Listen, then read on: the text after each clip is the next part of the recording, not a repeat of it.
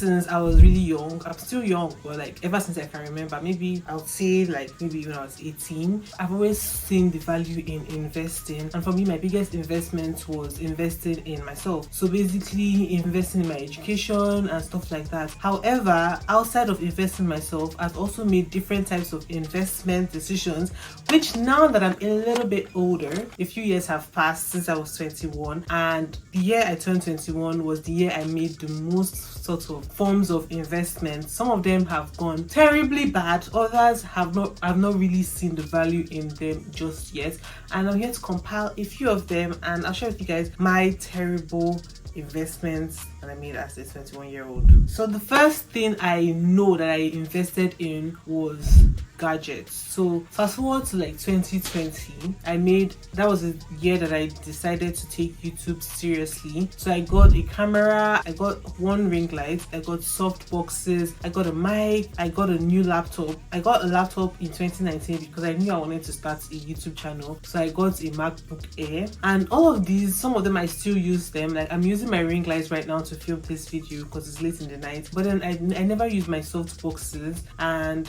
my laptop, I use it for school. I still use it till now, but I haven't really been using it to the fullest capacity when it comes to editing videos, because then I realized I prefer to edit on my phone and I don't even edit as much on my laptop right now. But when I got it at first, I was investing in it. I was using up my investment. I've also gotten a few other things when it comes to YouTube. Right now, why I would consider my gadgets as terrible investments is currently I'm not filming on my camera. I'm actually filming on my iPhone, on my iPhone 14 Pro. Sometimes I forget the name of my iPhone, but I'm currently filming on my iPhone, and before I used to film on my camera. So right now my camera is literally sitting out collecting dust, and I find that I prefer the quality coming out of my phone than I do the quality coming out of my camera, and it's just a lot easier to just finish filming and edit, or go about however I want to edit the video. It's way easier. My laptop is literally my phone now. My phone does a lot of the job that I used to do with my laptop and my camera when it comes to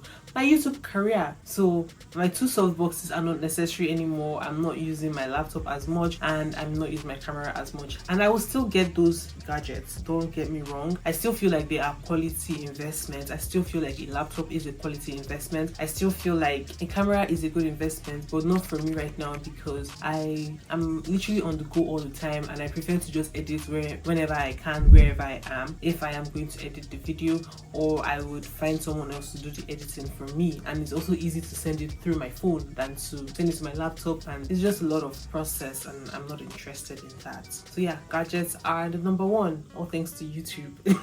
So when I was 21 or still on 2020, that was like COVID, lockdown, everyone was doing a lot of things were happening, especially with crypto. If you guys remember, that was like the time where crypto was like very popular, at least for those of us that didn't even know anything about it or how it worked. I've always known about crypto, but I didn't know exactly what it was, so I never dabbled in it, and I still did not know what it was. But I just thought at that time, I just felt I had this FOMO, like fear of missing out, and I just thought, instead of missing out completely, might as well save up a little bit of money and invest in crypto.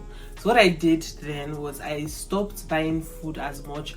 Whenever I felt like I wanted to buy food, I would keep that money aside and I would cook. And what I did was I would maybe use the money that I was supposed to use to buy food and I would invest it in crypto. And my reasoning towards this was I was going to buy the food either way. I just had to sacrifice that food and invest it. It wasn't that much money, maybe like $40 here and there. I didn't invest that much. I think in total I invested like $80 in crypto. And to me, I just did it. I've never gone back to check the status of those investments. I don't know if they're doing well. I don't know if they're doing bad. I've just left it alone, because right after that, that was when crypto started going down, and I was like, okay, thank you Jesus that I never invested my entire money in there. It was just money that I felt like I was going to spend either way. It's still going to be there till further notice. And I'm still a believer that you shouldn't invest in what you don't really understand. Moving forward, I wouldn't be doing that. I just did that because to me it was going to be money I was going to spend either way, and I don't advise people to go with that route. Mind you, this is the terrible investment decisions I made and not investment advice. So don't go with me. Don't go with this. Whatever I'm saying here is just bants. I'm just telling you guys what I did.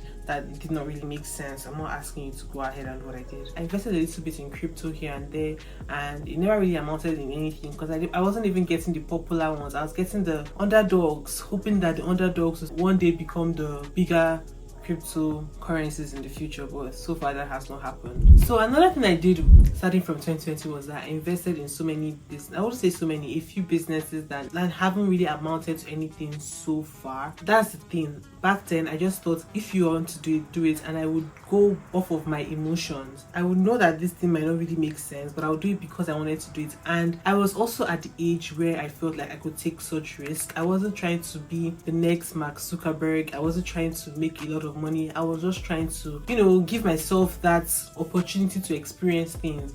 Say that I've done something before, done something like this in the past, which was why I made those, I started those things. So one of them was that at some point I used to make hair for a few people. I didn't really do it for too long. I would consider it a business. I made news for a few people, and these were mostly my friends. I just did little things here and there, and I invested money in those things, mind you. I'm not gonna come here and disclose how much, but it was enough. It was enough to learn the lesson that, okay, moving forward, you shouldn't just invest in something that you feel like is a passion project. Invest in things that would actually amount to something in the future. And I'm not regretting. There is absolutely no regrets.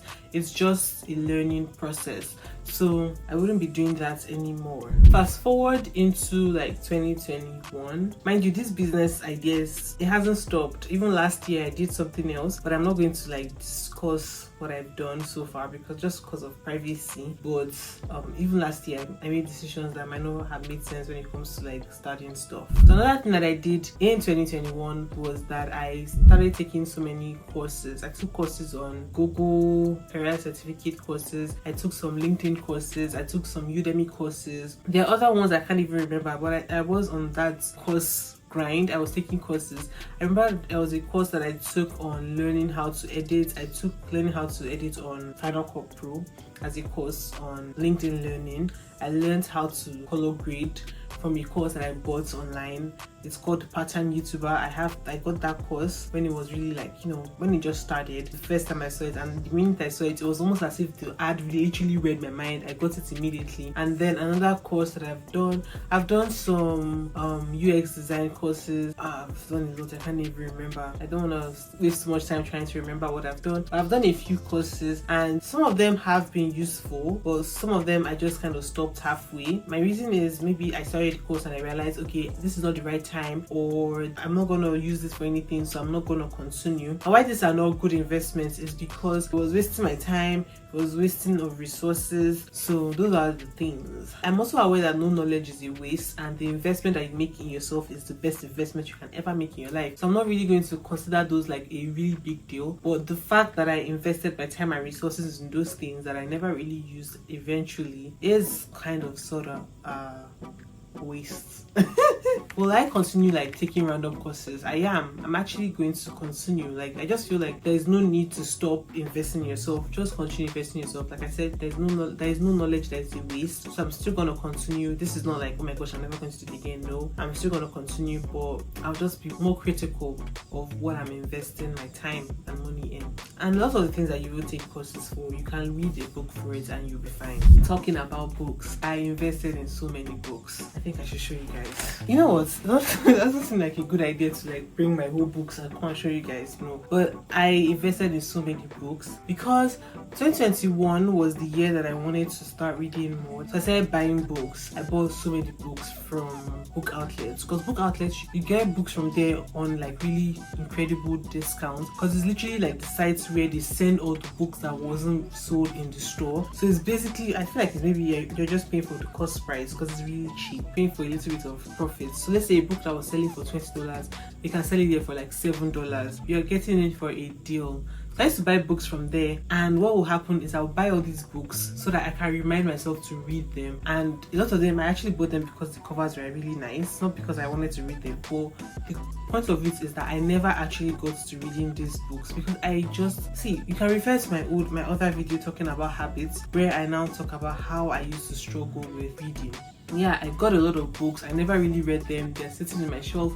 I dust them sometimes so that they don't collect dust. But the fact is that I've spent money that I'm not really, using. Am I going to sell them? I don't think I am. For now, no, I'm not. I haven't considered selling my books yet because I feel like I'm going to read it sometime in the future, so it's not like totally cancelled out. But the fact that these books have been with me for almost 3 years, or maybe even 3 years at this point, and I've never read them, kind of is loud.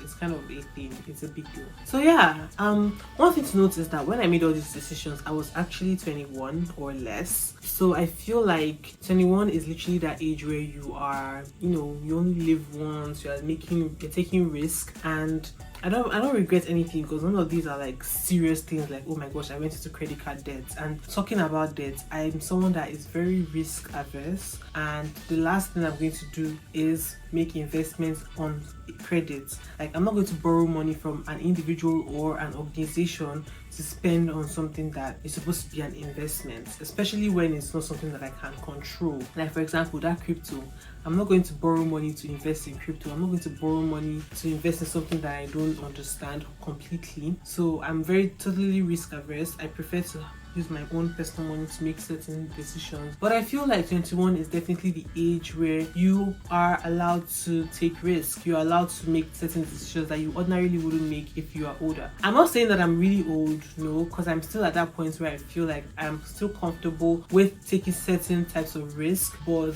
I just thought to share with you guys a few of them that I've made in the past. Not to say that I'm going to stop anytime soon. But yeah, if you want to know how I was able to sort out my reading problem and find better solutions to reading, you can check out my video where I talk about the habits that changed my life. And I'll see you guys in my next video.